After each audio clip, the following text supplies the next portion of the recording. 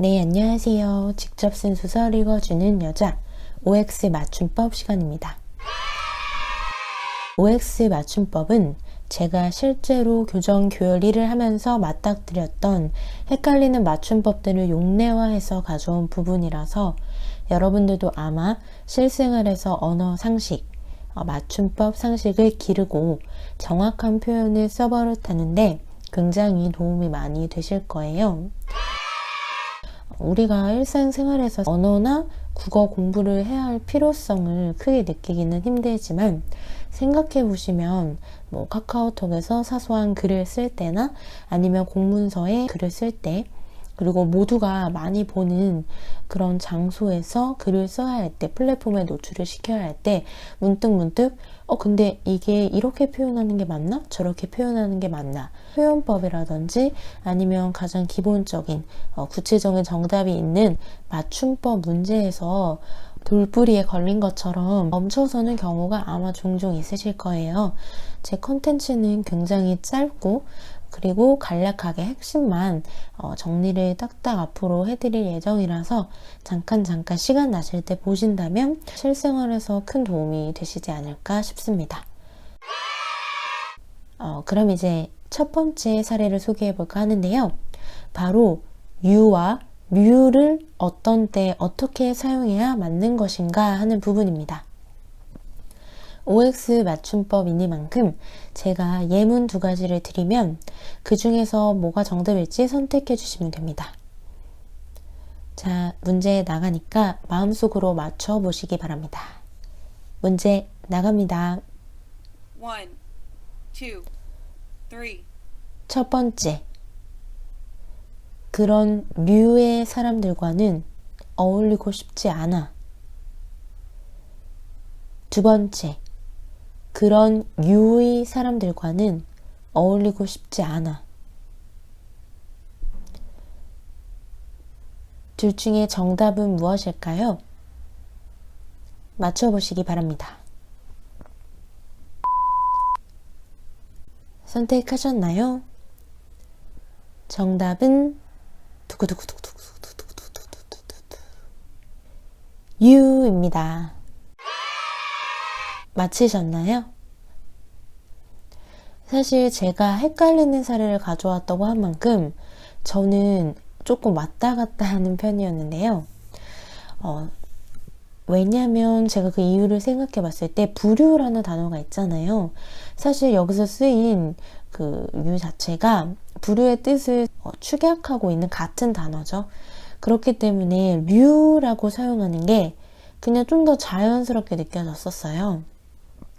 그래서 어색한 것 같아서, 틀린 것 같아서 유로도 물론 써봤는데, 다시 예문을 좀 보여드리면 정답이 두 번째 문장이잖아요. 그런 유의 사람과는 어울리고 싶지 않아.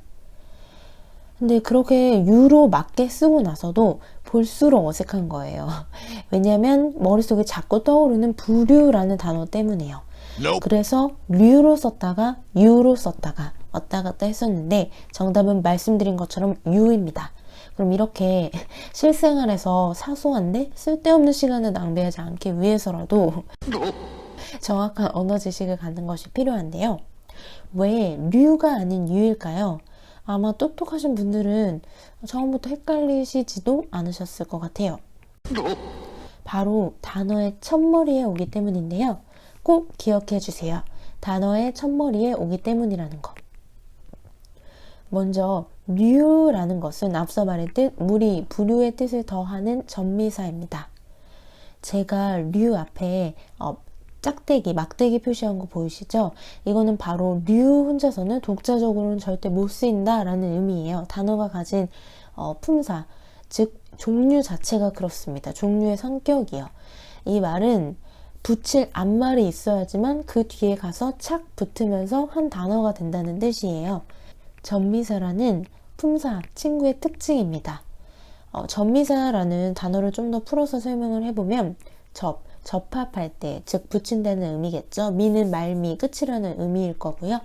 그래서 단어의 끝에 붙여서만 사용할 수 있는 품사라는 뜻입니다. 그래서 어떻게 보면 류라고 표기하는 게 맞지만 제가 앞서 말씀드렸듯이 이게 전미사라서 단어의 그 뜻, 그리고 품사 자체로 이제 성격이 어떤 앞말이 있어야지만 끝에 가서 붙어서 사용할 수 있는 단어이기 때문에도 그러하지만 아마 학창시절에 들어보신 적 있으실 거예요. 두음 법칙 기억나시죠?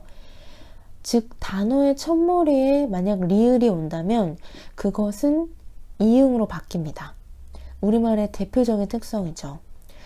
왜 그런가 하면 상당히 실용적인 이유이기 때문인데요. 리을은 단어의 첫머리에 올 때 리을로 제대로 소리가 나지 않아요. 어차피 이응으로 바뀌어요. 그렇기 때문에 굳이 리을로 표기해 줄 필요가 없게 되는 것이죠. 그럼 대표적으로 단어의 첫머리에 리을이 올 수 없다고? 그랬을 때 생각나는 대표적인 단어 뭔가요? 라면. 이런 경우에는 조금 특수한 예외적인 경우예요. 이제 순 우리말도 아닐 뿐더러 이제 토착화되는 과정에서 그렇게 라면으로 불리는 게 발음적인 면에서나 활용적인 면에서 맞기 때문에 그렇게 붙은 거죠. 그러니까 언어라는 것이 어떤 특정한 법칙들을 갖고 있어서 실생활과 동떨어진 것처럼 느껴질 수 있지만 상당히 실리적인 그런 목적들, 요소들을 그 법칙 안에 내재하고 있는 경우가 많기 때문에 공부하면 사실은 재미가 조금 있을 수도 있는 그런 분야이기도 합니다.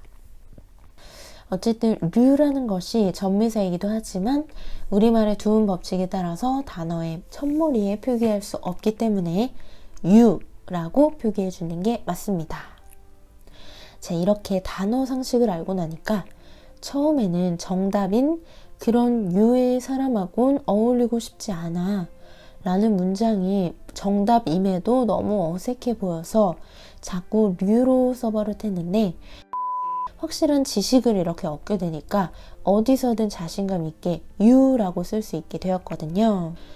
여러분들도 이 OX 맞춤법 시간을 통해서 저와 함께 단단한 맞춤법 지식을 한번 쌓아보시길 바랍니다.